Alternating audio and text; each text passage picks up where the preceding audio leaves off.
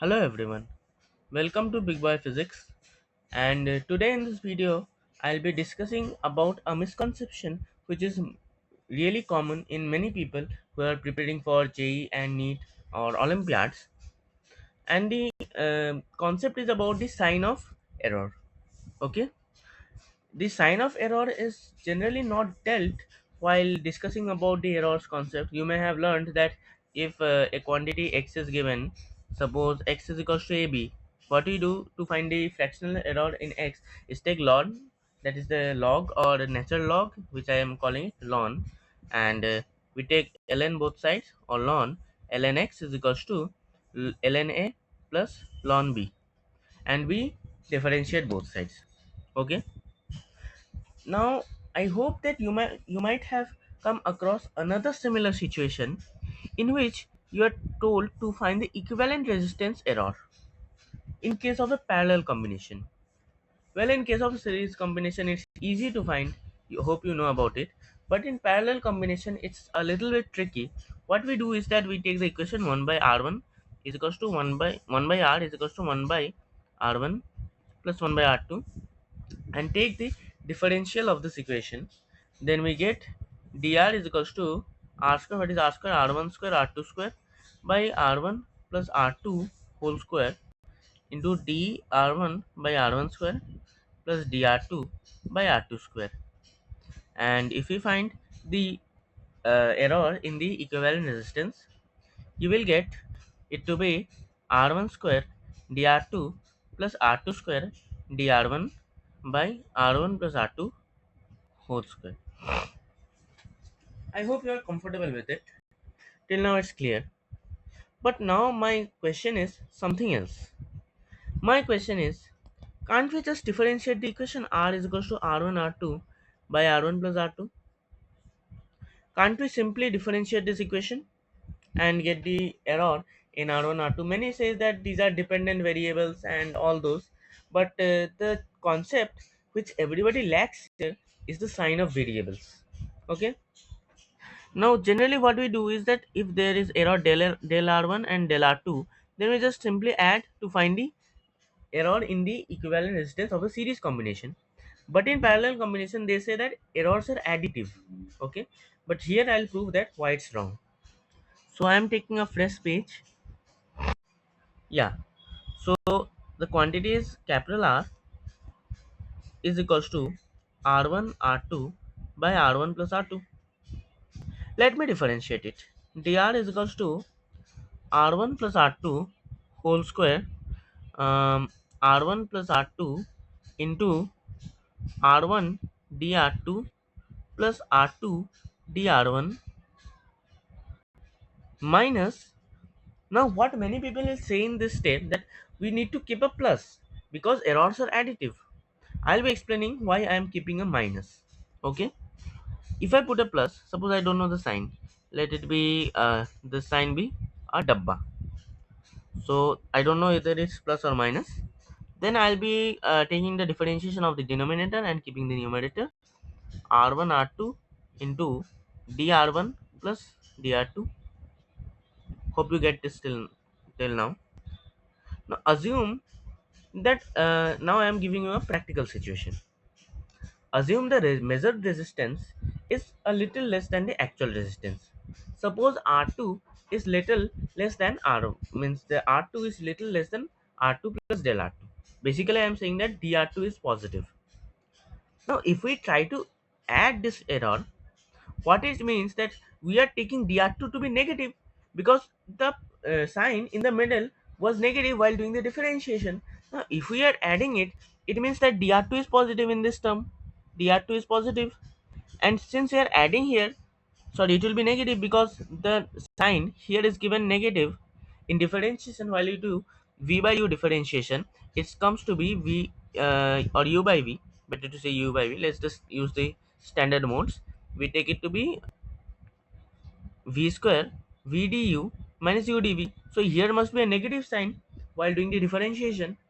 But the problem is that while we are putting the plus sign, we mean to say that the dr2 term in this right hand side expression is negative. Similarly, while adding it, we mean that this dr2 term in this right left hand side is positive. Here it's negative and here it's positive. It's loss of simultaneity. We are not discussing special theory of relativity, first of all. Yeah, jokes apart. So basically in one case R2 is more and other case R2 is less. This is not possible, right?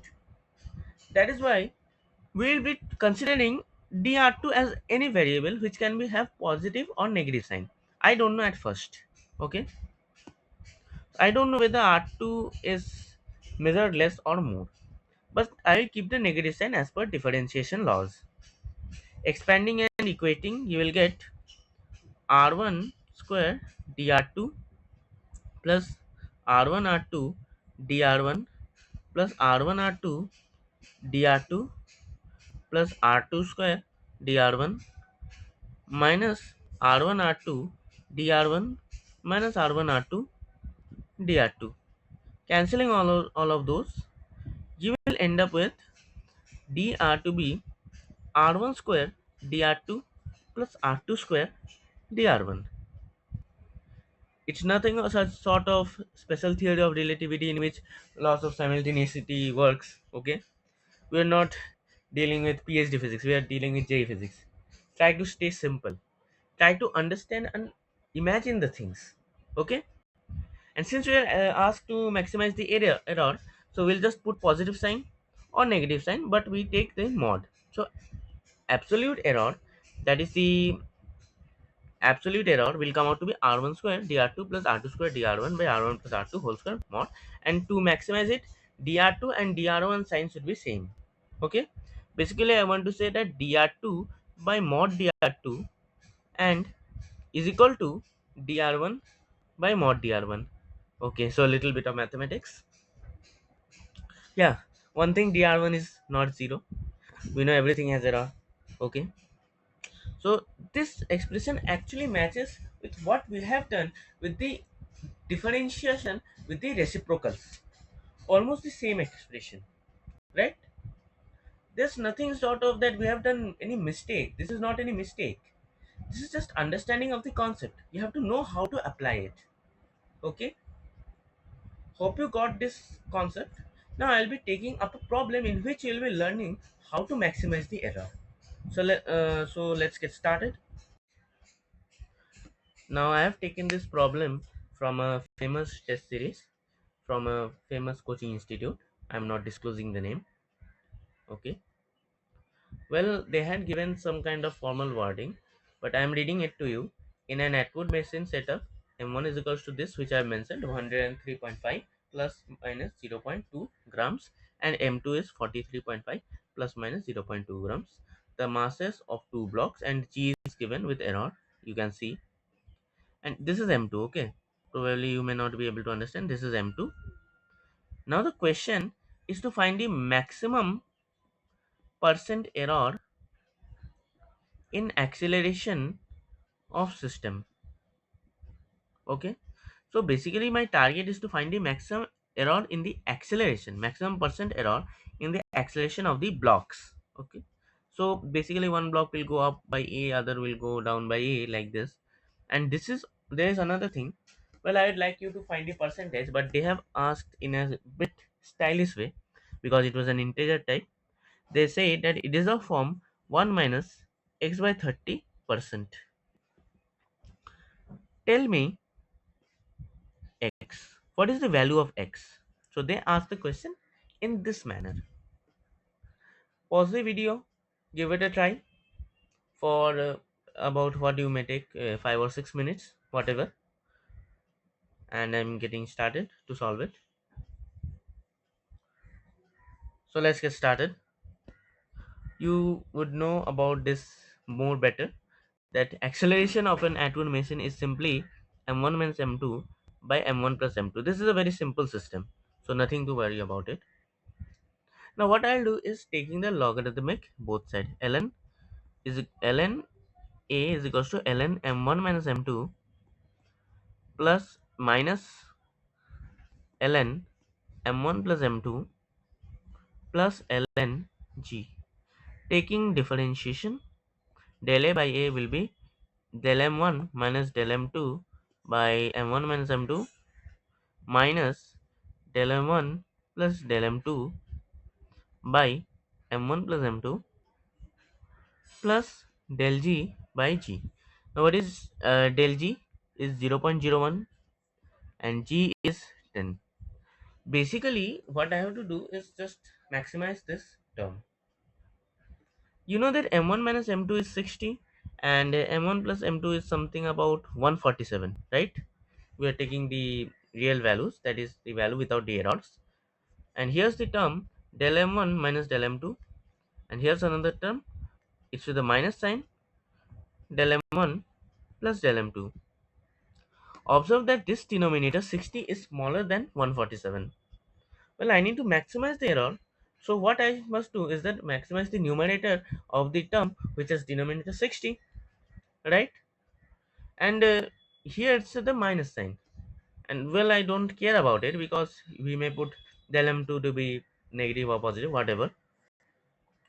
But the thing is that you must understand, make yourself understand that we have to maximize the error.